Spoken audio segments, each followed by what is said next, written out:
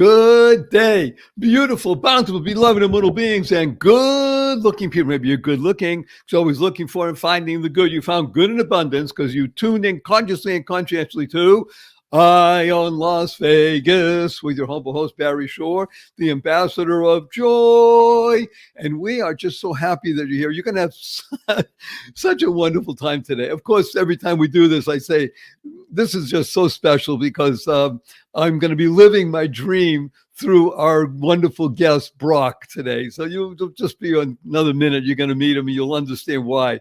So the reason people love this particular podcast, Eye in Las Vegas, is because, let's be blunt, Las Vegas is that city that everybody in the world has heard of and maybe even wants to come to. I'll give you an example of something. If you take the entire population of greater New York City and the entire population of greater Chicago, the entire population of greater Los Angeles, add them all together, it doesn't even equal the number of people that come to Las Vegas in 1 year. Almost 41 million people every year come to Las Vegas. Why? Because this is a place where freedom and expression and opportunity and just fun exist in abundance. So we're just going to jump right in. I'm going to introduce you to a young man. He's just turned 30. He's a professional poker player. How do you like that? 3 Ps that everybody wants to talk about. And he's a great guy. And we're going to have a lot of fun. We're going to talk about poker, professional poker player. Okay, please welcome wonderful Brock Wilson. Brock, please say hello to about 415,000 people around the world. Hello, everyone. Well, those of you who are watching, you're going to get an extra treat because he's a great young man. And I'm a great old man. So we make a good combination. And if you're only listening, you're going to hear a lot of great stuff. So I made the introduction. I said, look, this is really fascinating because I don't think there is a person in the world, certainly among men, and I think men more than women, although women are playing a lot of these days as well, that doesn't really dream about being a professional poker player.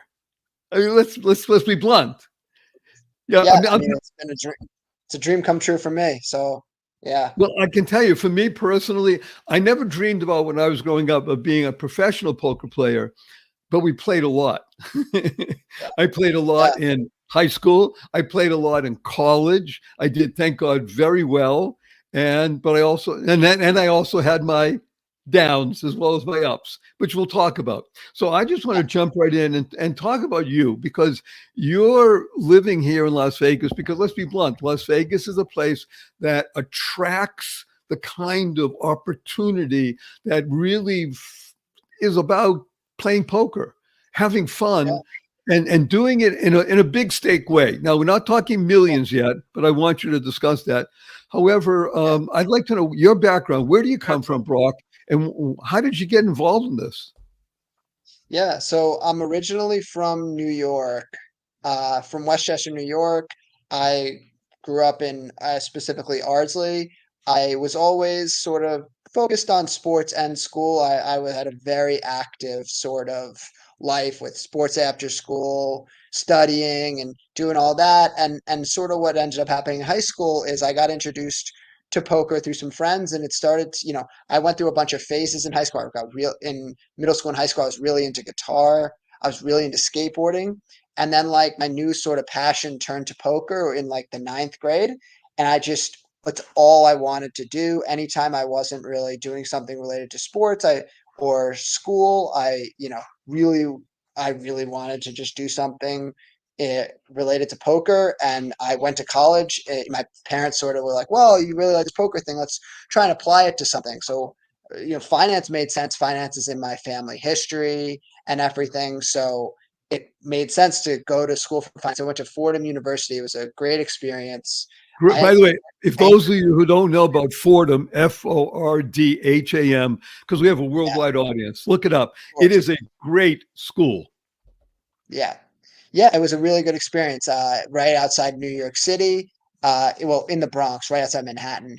And it was really, I really enjoyed my time there. I went into work banking in Bank of America. I really liked the team I worked for. It was in real estate finance, so like lending money to real estate companies to buy hotels, office buildings, and it was really interesting to me. But ultimately, I was playing poker on the side, doing well at it, and I was like 23, 24, and I would take my vacation time to play. I met some friends when I would take vacation time at these different poker tournaments, and ultimately, I decided, I'm young enough to take a risk career wise.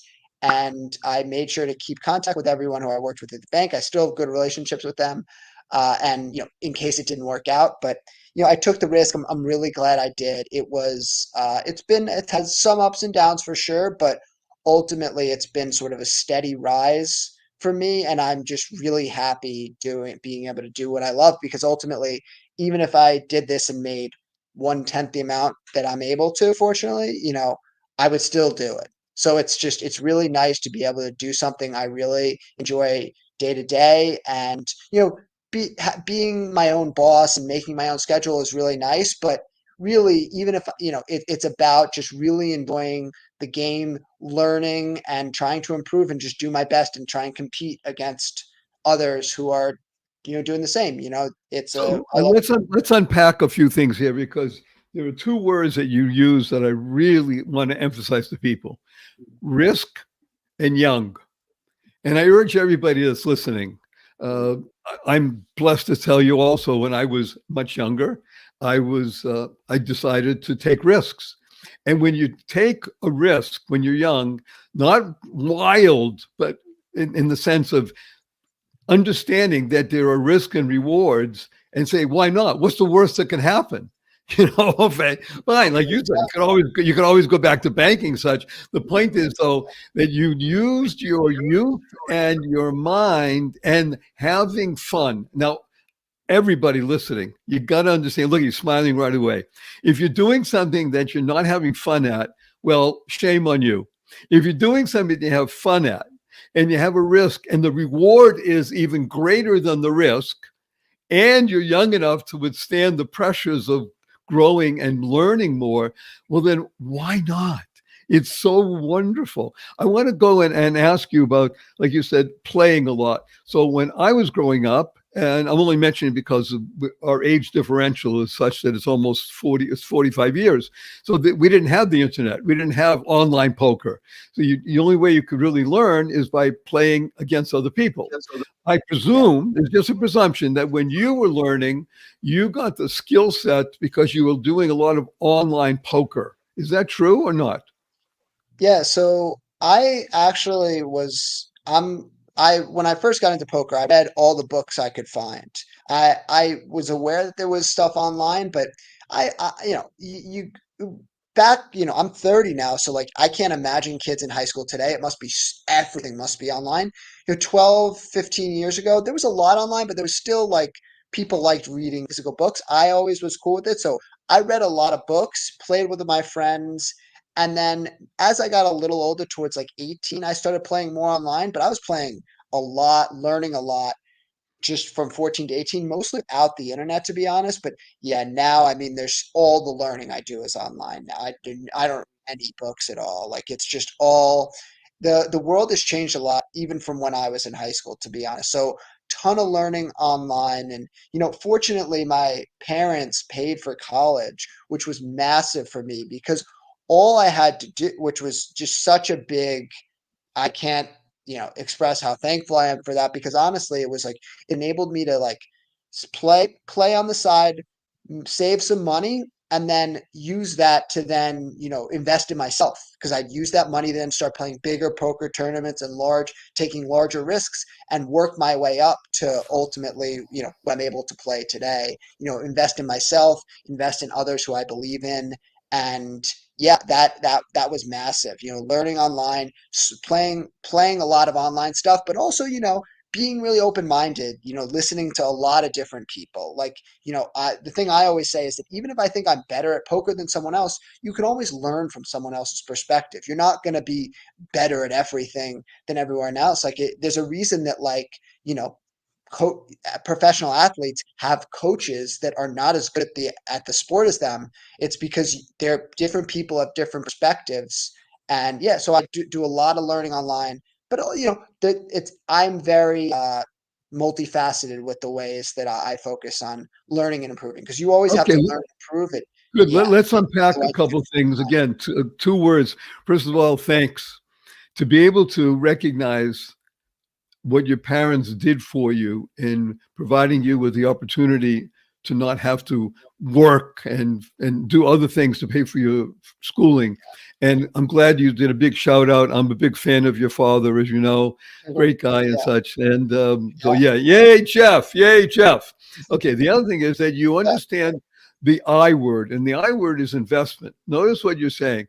You've never used the G word yet. We might, well, we'll see. The G word, of course, is gambling, because that's what people think of yeah, as poker. What you yeah, did, and it's so important to emphasize what you did here, is you recognize you were investing in yourself. You wanted to become the best possible you in this sport. Let's call it what it is. This sport yeah, called yeah, professional poker. yeah. And the other good news is it doesn't have a negative connotation like it may have had 40, 50 years ago and such like that. Today it's pretty sexy. Yeah, I would say that I definitely, its connotation had its ups and downs. I always had a little bit of a debate with my parents and with others who, your guidance counselors and such, about how, if I should talk about it on my resume, you know, and ultimately, at least 10 years ago, I was heavily advised to not bring it up. So I imagine the connotations improved a ton from 40 years ago, when it was a very, back room, cigars, Oh you know, yeah. very, just gambling is just Right. everything. Today, I think it's become understood to be a little bit more mathematical, and use your psychology and logic and probability. But yeah, it definitely, now I think, the response I get to being a professional poker player is a lot better than even 10 years ago. So I can't imagine 40 years ago. But yeah, it definitely, I did not use the word gambling because honestly, I don't love gambling. I play very high stakes poker relative to what most people would deem normal money to put up and play for, but to me, the gambling part of it is not the the draw. It's not like really exciting for me to put down a lot of money, because I could lose. Like, it's poker. It's gambling in the short term. Like, ultimately, if we flip a coin 10 times in a row, you could win 8 of the 10 times, and it's a 50-50 shot. So that could go. But if I feel like, if we flip it 1,000 times, you're not going to win 800 times. So, like, ultimately, if you do have an edge, and I work really hard to ensure that I do have an edge, then ultimately, in the long run, I will end up making money. But in the short term, yeah, the gambling part of it is not really that, isn't really what I'm in it for. I mean, nobody's going to play LeBron James or Michael Jordan 101 for money, but people will go and play poker versus very seasoned and experienced players for money, because they can win in the short term. So the Oh, gambling very side good. of it Because is great. why not? Because let's be Yeah, blunt. And as much as the edge is with the person who plays the game well, studies the game, and understands the game, there is an element of luck in there that is so yeah, fascinating that you can never deny it. Now, speaking of luck, we always have people that love our show. So we welcome wonderful sponsors. We have one right now, and we wouldn't have them on unless we vetted them and think it's worth your time. We're going to come right back after this brief message, not even a minute, with wonderful Brock Wilson. We're going to talk about big stakes poker, playing against other people, and what it means to have the edge against Lady Luck. We'll be right back after this brief message. Don't go away. What if you could shop at your favorite local stores, swipe your current credit card, and get extra cashback rewards? And what if you could also have donations sent to your favorite cause at no extra cost to you? What if this amazing program was absolutely free and very simple to set up? Well, What If is here.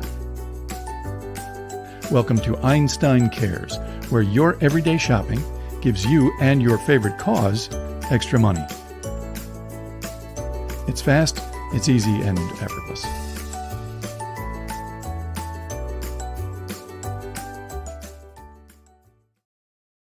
Good day, beautiful, bountiful, beloved immortal beings, and good-looking people. Maybe you're good-looking, so always looking for and finding the good. Our cup runneth over with good. His name is Brock Wilson, and he is a professional poker player, living now in Las Vegas. Originally from New York, moved here a couple of years ago because he loves the freedom, the expansiveness of this wonderful, amazing always on city where you can play a lot. And so we're talking about his evolution from being a player to a professional player and understanding the ability to manage risk, use his youth to his advantage, read a lot, play a lot, and understand that he has an edge. And that edge gives him the ability to play against some of the biggest people in the world. Let's talk about, you mentioned high stakes poker. What is high stakes poker? What does that mean? Does that mean $1,000, $5,000, $10,000? What is high stakes poker? Yeah, so I would say that the range of tournaments I typically play are usually the minimum buy-in I usually will play is like a $1,000 tournament. That usually those get a lot of people, first place, and those will often range between 300 to up to $1,000,000, 300,000 to up to $1 million for first. And if you finish in the top, like let's say 10%, you get some payout. So if you get if it's 1,000 people, you get 100, you might get $2,500 for your 1,000. And, if you win it, you might get 400,000, but nice or whatever. Yeah. 300. But so, and then I'll play a lot of tournaments I play. The average buy-in tournament I play is about $6,000. So I play some $10,000 tournaments. I play some $25,000 tournaments. And for some of those, I have investors. Like I don't put up all the money myself because it's a lot of risk for one specific event. But yeah, I've played the biggest buy-in I've ever played is like $135,000, which was big. But a lot of tournaments I play are between, 5,000, 10,000, 25,000. Some 50,000s I play, but yeah, the majority of the tournaments I play year round, I travel around and play in a variety of locations, and a lot of them are between 3 to 5,000, some 10,000, etc. So let's take an example. You mentioned two things. You mentioned about you looking for other people to invest in, and you have people that invest in you. So Yeah.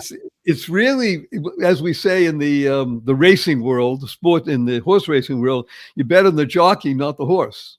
So Yeah. they're betting on you as the jockey. And now I don't know if you've ever had a chance to play against or with people such as Phil Ivey or Justin Bonomo or Kid Poker and people. Have you ever had an opportunity to play in tournaments with those guys?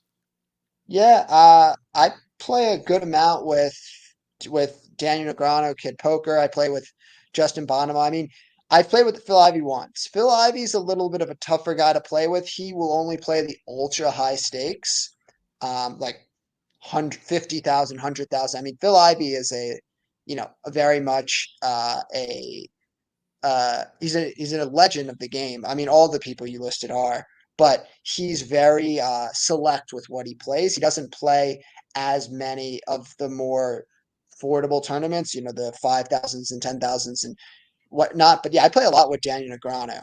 I've actually have a history that me and him talk about where I've won a lot of big hands off him to the extent that a lot of them have gotten fairly lucky actually. So just winning tons of, he made a tweet about it on X, formerly Twitter, about, how me and him just always get these very large pots and I just always win them. And I'm often getting fairly lucky on them, honestly. But it's really awesome for me to be able to play with these, people who I grew up with admiring, now being able to compete with them and just do my best. It really is for me a dream come true to be able to try and compete with these fantastic players and just work hard. And you talked about like investing in people and getting invested in. A big part of the success that I've been able to have is because of the network that I've developed just with different friends, different mentors, different people who I feel like I'm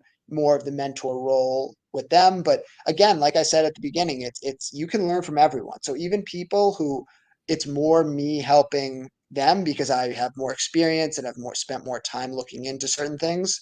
I learn from everyone, and my network is probably one of the most powerful things that I have. It's just, in poker, especially in the gambling world, your word is your bond. It's really important. If you're investing in others, they're investing in you, that they can trust you. And, you learn from people, you learn from others' mistakes too. Having good friends who have had certain pitfalls money wise, lending the wrong people or playing the wrong games that were actually being cheated.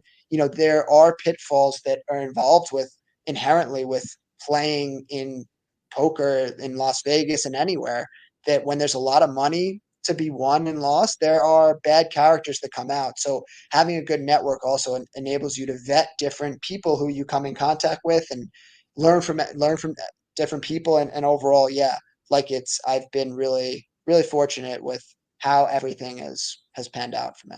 So let me ask you, how important is it to be able to not only read and understand your cards, about how about reading other players? Yeah, I mean, so ultimately, as time's gone on, math has become a bigger part of the game because computers have advanced the game a ton. Like an average computer can now pretty much beat a human being, whereas 10 years ago that wasn't the case at all. So now we can learn a lot from computing power advances to how to play the game optimally, and it used to be way more based on reading the person. Now there still is that element for sure. It's not a huge part of my game. I'm more focused on probability, general psychology, like what do people tend to do in these spots based on like larger samples, rather than like staring at a guy and being like, I think that you're lying to me. It's not my it's a big part of the game for certain players, but to me, I like to fall back on a foundation of proven math. And it's not like really complex math or anything. It's not like, I don't need to know calculus to do Right. this. It's probabilistic thinking. It's a way of thinking. It's saying, well, if he bets this here, if he bets $100 into the pot of $200, and I call here, I'm calling $100 that he bet to win the 300 out there, the 200 pot plus the 100 that he put in. So I'm like, well, there's 300 out there. I have to call 100. So I have to win 1 in 4 times, to break even, because I'm getting 3 to 1 and the odds. And, then I make the decision based on experiences I have and sort of other computer type stuff that I've looked into. And I'm like, I think that I'm going to win here more than 25% of the time. So I will take the risk and I will call that bet. Or maybe I think I think that this kind of player here might make that bet with a sort of hand that won't want to call a raise. So then I might say, all right, well, he bet 100 into 300. Maybe I should raise him up to $400, and I'm risking 400 now to win his 100 into 200. So now I have to call. I'm risking 400 to win 300. I'm like, okay, if I can bluff him, about 60% of the time here, it's a good risk reward for me, because when it doesn't work, I lose 400. When it does work, I only lose. When it does work, I win 300. When it doesn't work, I lose 400. So it's, if it works 70% of the time, that's a really good risk reward. So it's a lot of that, and using some judgments based on how I've seen this player play before, or how I've seen other players play, if they've usually bet this amount with a good hand or bad hand, or based on what they've done earlier. Maybe they bet 100 on the first card and then bet 300 on the second card. I'm like, that doesn't make sense to me. I don't think that he would do that if he actually had a good hand. And then maybe I match his bet, or maybe I even raise him. So it's using math, but it's also like understanding people, but not understanding people in the way that I think is traditionally thought. I'm not like being like, his eye twitched, that must mean he's nervous. If human behavior is unpredictable, random movements and stuff is not as predictable to me as a sort of formula that I have sort of kind of learned, and it's ever evolving. It's not perfect. It's not a perfect science. it's a little Well, bit of that's what makes the game fun. It's not. So Yeah. basically what you were saying, I was going to ask you, people are not playing 5-card stud poker. I guess you're playing these 7-card Hold'em, Texas Hold'em type of things. Exactly. Yes. So you have with 4 cards in the middle, you get 2 down, 4 cards coming up one after the other, and then 1 down at the end. Exactly. And that's the big game. Yes. That's the only game that I really play, specialize in. I know that other games used to be more popular. I honestly don't even know how to play those. It's just it's not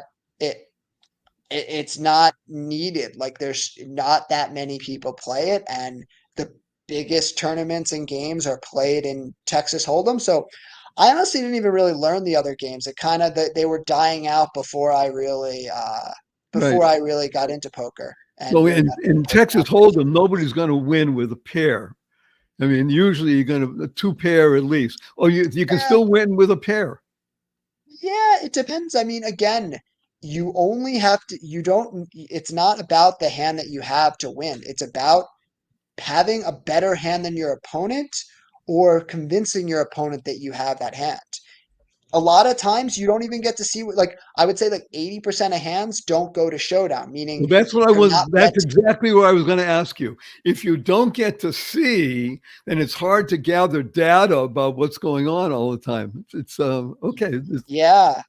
And if you don't have to show your cards at the end, there's a lot of manipulation that can be done through your betting and whatnot that can enable you to not need to have the cards to win. So that's really where the skill comes in. Because, if I can convince you I have a really good hand and I don't, and you're not going to match if I bet big enough and you won't match it, I win regardless. So Right. and then it's Now, me speaking, we only have a couple of minutes, but Yeah.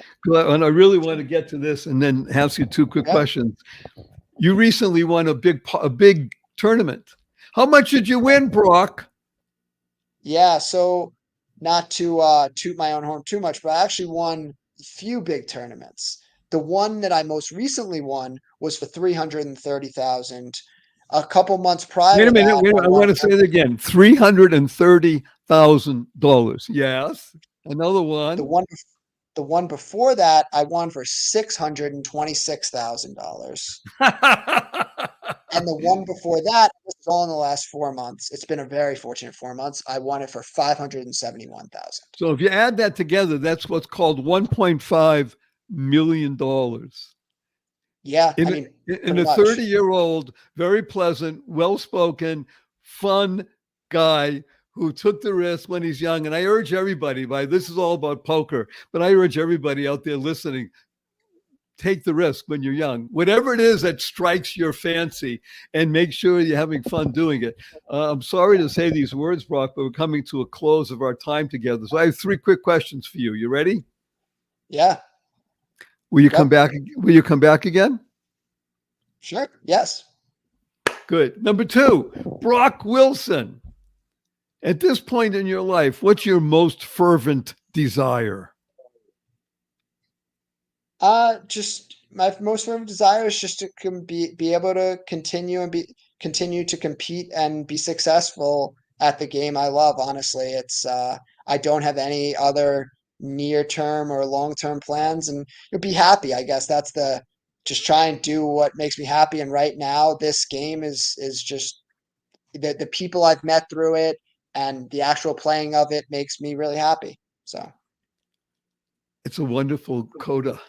And the third thing is, may I give you a hug in front of 425,800 people around the world? Sure. Let me tell you what HUG stands for. You ready? Heartfelt, unlimited. Okay, what does it say?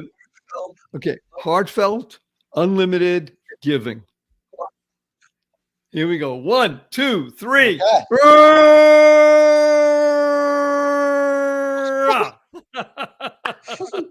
You're tuned into in Las Vegas with your humble host, Barry Shaw, the ambassador of joy, wonderful Brock Wilson, a tournament winner. 3 great tournaments in the past couple of months, totaling over $1.5 million.